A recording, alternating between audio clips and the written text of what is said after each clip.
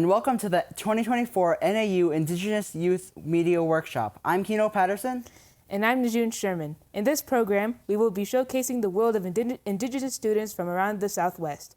The Indigenous Youth Media Workshop gives students the skills they need to tell their own stories and stories about their communities. Our first story has to do with respect, or lack of respect, for Indigenous beliefs, that the earth and moon are sacred. Report. Ashlyn Arnold joins us from the studio with more. Nothing, it seems, is safe from mining. As nations seek natural resources, even the moon is threatened. The moon, a natural satellite that illuminates our world during the night.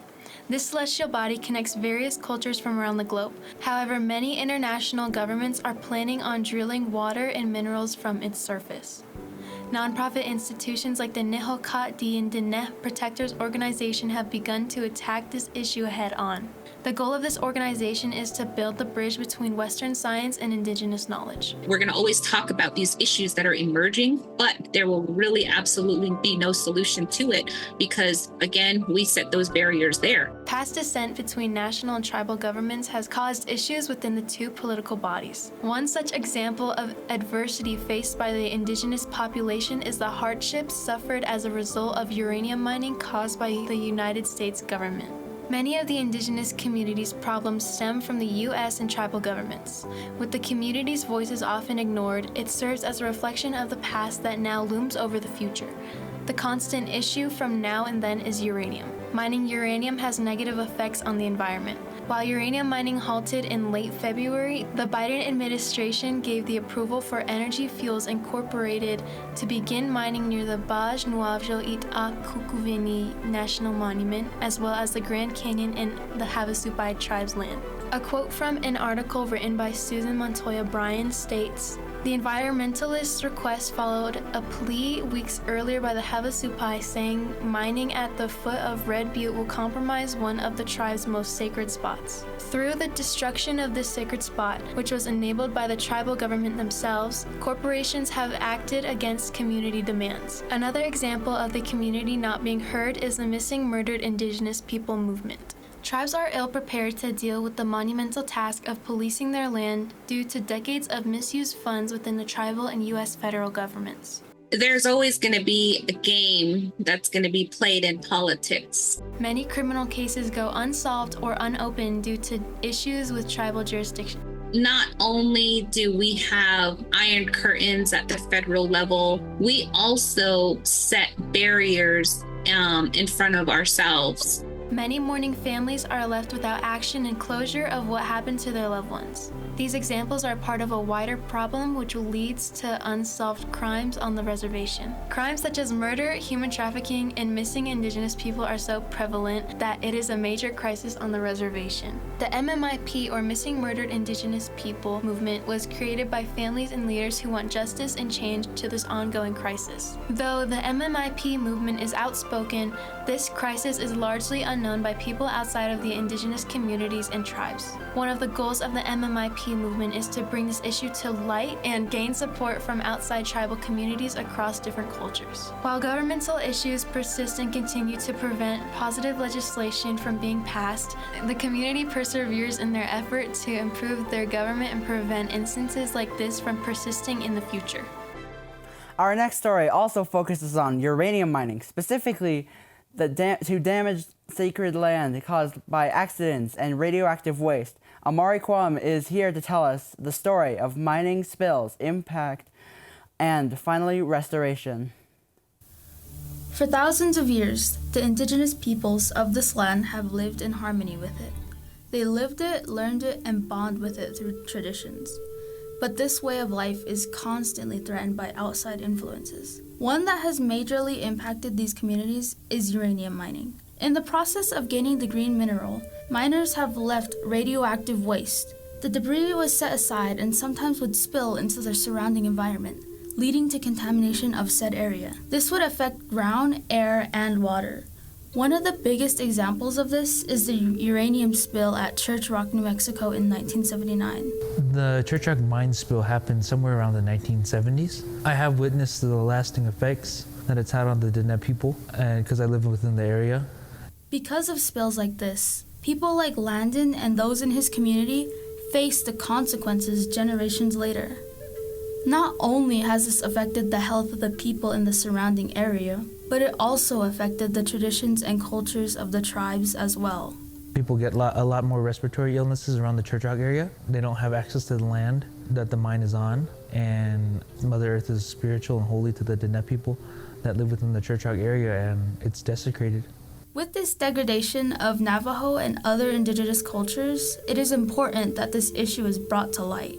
Dr. Tommy Rock looks to learn more about this problem and find solutions about this issue.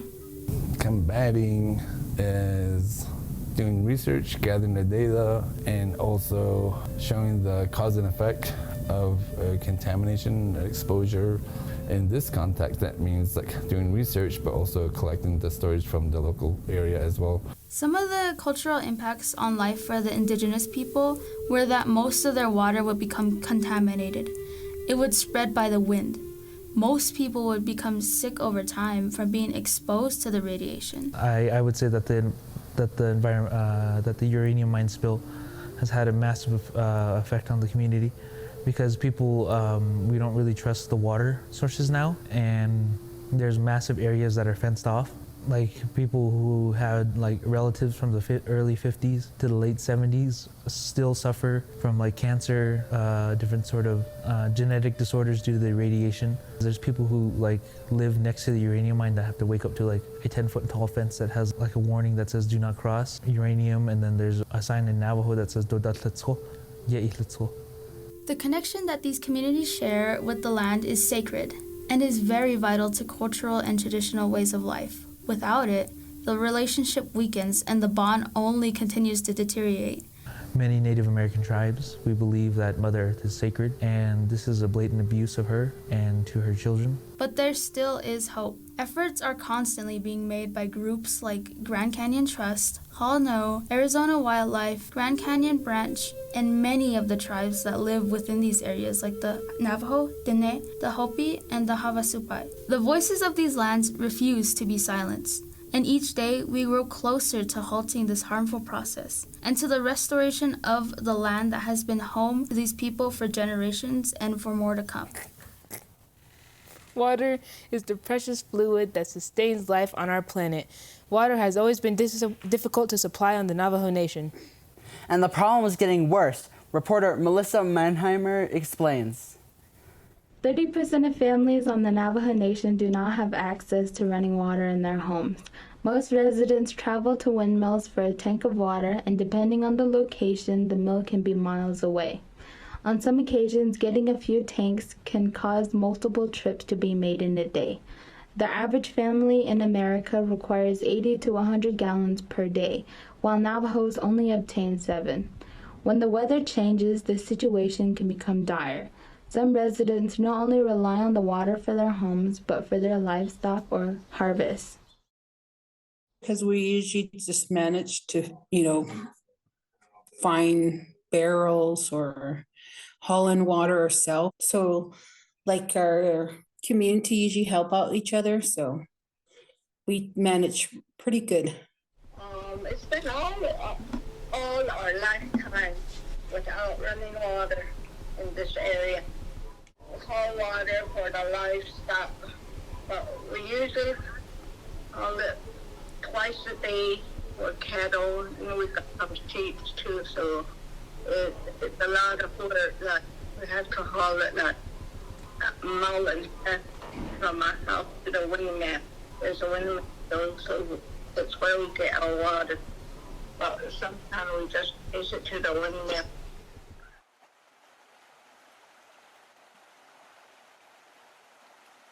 I mean, a lot of people out towards, they have like, if they don't have a reliable vehicle, water barrels, then they really suffer. If they could bring the water out here in this valley, we want water here, but I don't know, they never got anything from our chapter that they could bring water up here in this valley, so I don't know.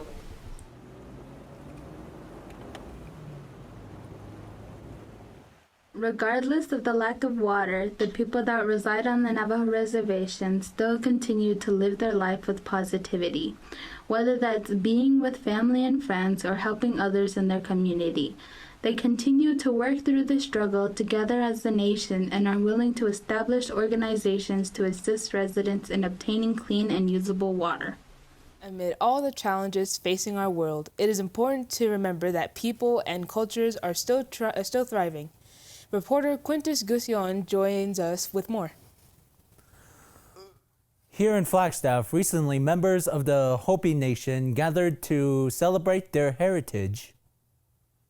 The Museum of Northern Arizona hosts a heritage festival every year where artists, dancers, and creators can come together to share their work and connect. The festival began with Hopi dancers who passed their traditions on the youth.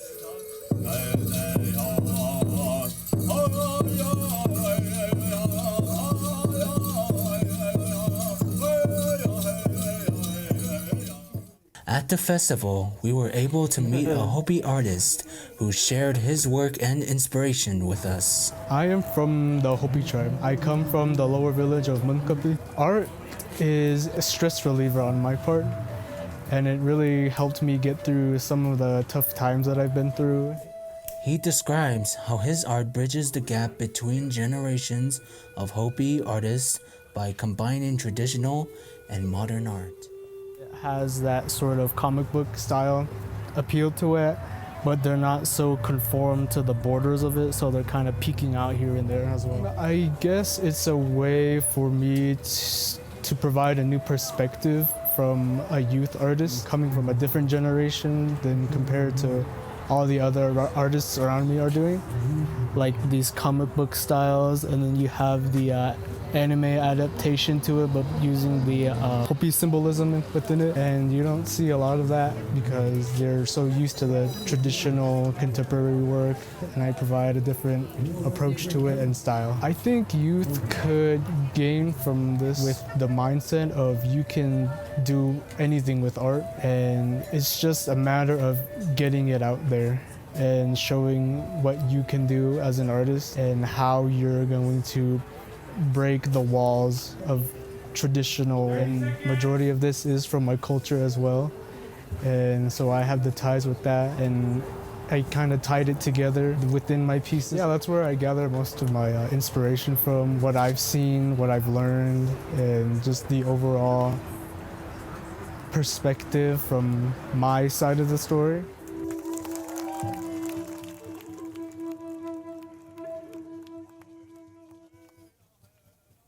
We take a positive shift now with a story about healing power of music.